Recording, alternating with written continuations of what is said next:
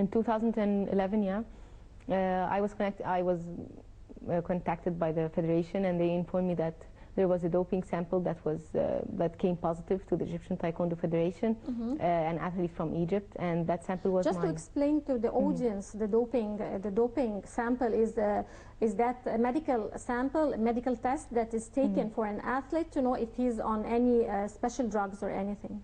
Yes, yes, it's urine sample, and there's sometimes it's blood sample, but in this case it was urine. And it's taken from the athletes, and it's divided into two bottles, the A and the B sample. So in case you said no, the A is wrong, they have to check the B sample. They took the urine sample, and at the lab they checked it, and it was. They said it's positive. That was very surprising for me because I'm known for my ethics, and I never ever take anything to enhance my performance, and I don't need that because, as you know, we're not. It's not a paid job, and I play sports because I love sports. There's no other hidden agenda. Profit or anything. Yeah, there's nothing else. It's a non-profit thing, right? Yeah, exactly. Yeah. So it's just my passion. A lot of issues happened through the process, trying to prove my innocence, and I was denied all my rights. No one even gave me the right to defend myself. I was not supported by anyone. You were not supported by the Egyptian Federation for Taekwondo, for example? No, no one supported me. No one supported me not just the Egyptian. Even I went to the WADA office here in Egypt, and they weren't really. They didn't even know about the case. That was weird. But they said they're going to help.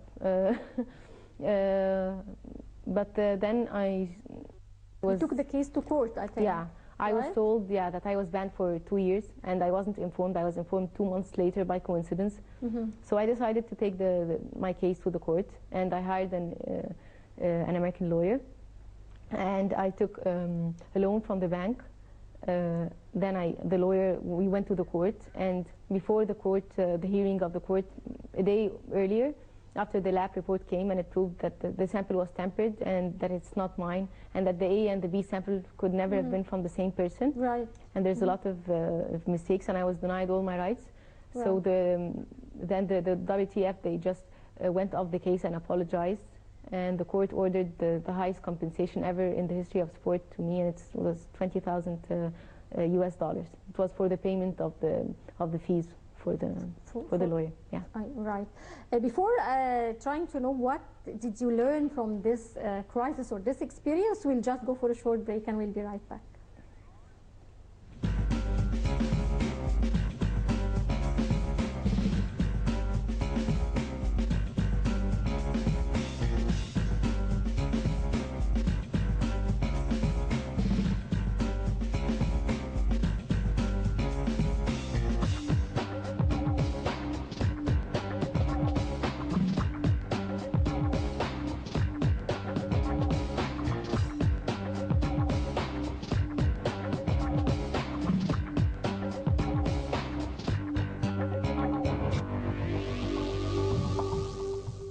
Back, and you're still watching Today's Youth, and still with our guest Caroline Maher, international Taekwondo athlete. Caroline, I would like to know, what did you learn from such an experience? What did you come out with after this? I think it was a hard time for you. Yeah, it was a very difficult time, to the extent that I had to see a psychiatrist at the time. I learned never ever to give up, and always to fight for your rights.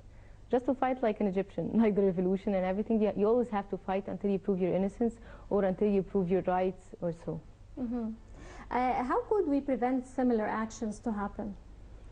Well, I proposed to the WADA, and I also talked to other people in the federation.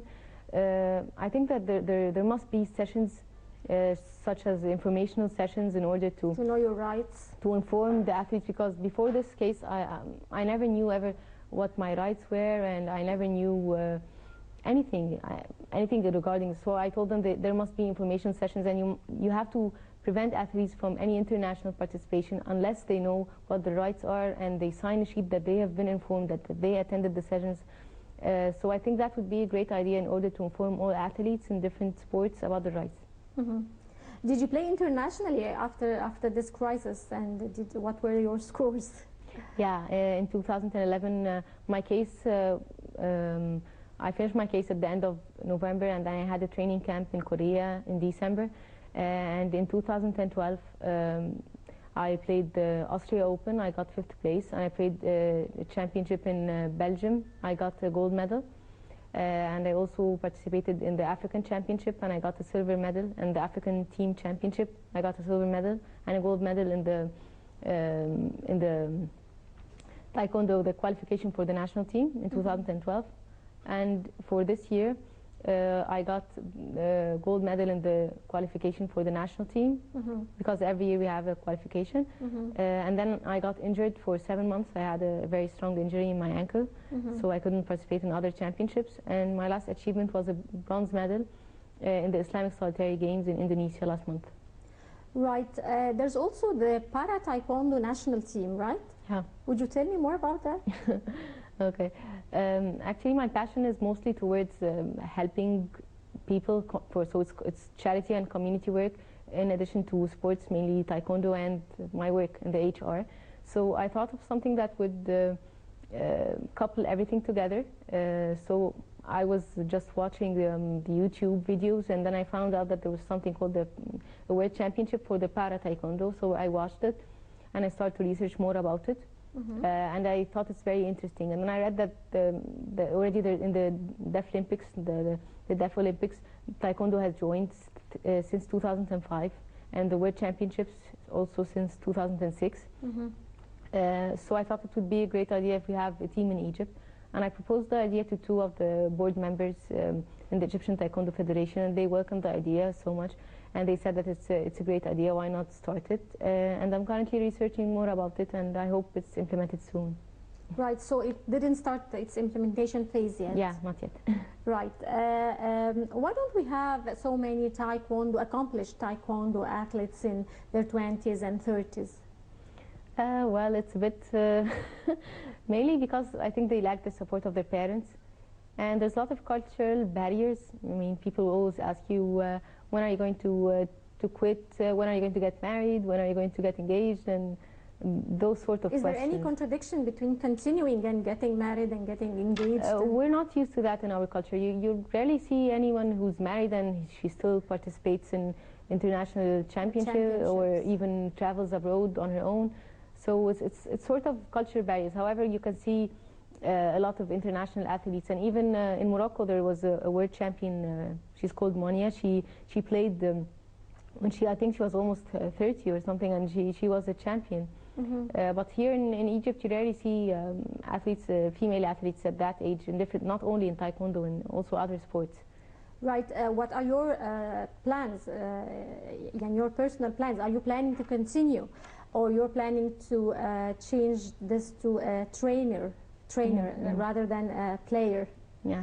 Actually, I'm still going to continue, because as long as I'm enjoying and I'm achieving in something and I like it, I'm going to continue. I'm also a certified trainer and an international certified referee. I love Taekwondo in all means, so I think in all cases, whether after even I stop playing Taekwondo, I'm going to be related somehow to Taekwondo.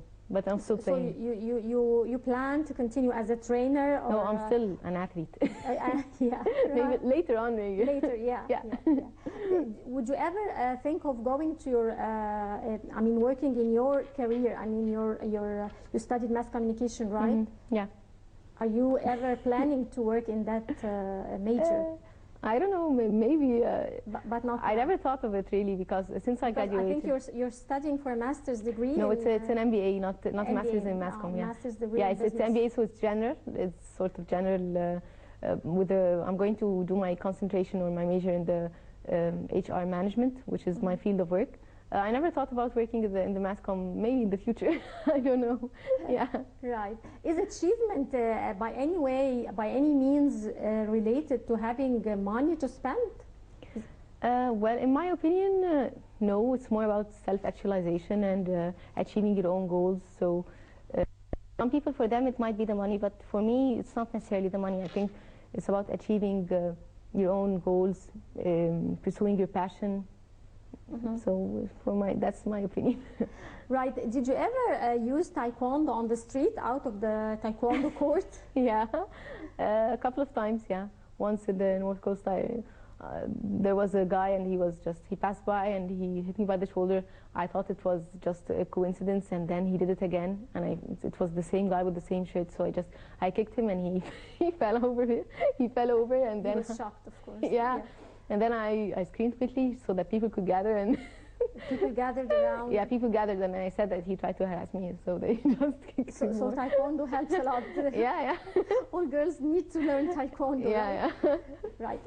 What are your dreams for Taekwondo as a sport in Egypt? I just hope we pursue more medals on the international level, and we get more. We already had an Olympic champion, a bronze medalist. We had Tamer Salah, and before the Olympics became, the Taekwondo became officially in the Taekwondo. We had Captain Amr Khairi also. He got, I think, a gold medal. I hope we can get more medals on the Olympic Games and in the World Championships, and we can achieve more, and we could also have a para Taekwondo team. Yeah. Yeah. What are your dreams for sports in general in Egypt? I just hope the community would be more supportive on various levels to athletes on all fields, not only football. The media would pay more attention to sports. The educational system would be more flexible for them. Everything. I mean, more attention from we have a lot of talents. So if they are given enough care, I think they would have reached more and more achievements. Did you ever face any obstacles throughout your education? I mean, did you ever feel that you're not getting enough time for training because of contradiction between education or attending lectures and so on and training? I was lucky. So I think I was lucky because at school at first, yeah, I was in a British. Were your teachers and professors understanding of this? Yeah, some were, and some used to explain to me even the whole lectures. They totally understood what I was doing, and they were extremely supportive, and to the extent that they, in their free time and in their office hours, they would re-explain the whole lecture for me on my own, while others weren't understanding. So it just depends. Some people think that athletes they just try to escape from lectures by saying that they have other obligations. So it's different from one lecturer and one professor to another. However, overall, I had a lot of support at my university, and I had the flexibility to be a part-timer. I had the flexibility to take more courses or less courses, summer semesters, winter semesters. So sometimes you took part-time. Yeah, I took a lot of as a part-time student. Yeah, I took a lot of part-time semesters, and I took summer semesters to make up for those courses. So this flexibility was fine. At school, it was a bit difficult. I was in a British school, and they were extremely strict. So I had, even that they understood, but they were a bit. That was I faced some problems there, but because I was always achieving good grades, it was a bit easy for me. Right, Caroline Maher, international Taekwondo athlete and champion. Thank you very much for joining us, and all our best wishes. Thank you. It has been my honor. Thank you. Right, our dear viewers, thank you very much for joining us, and stay tuned for more coming up here on Nile International.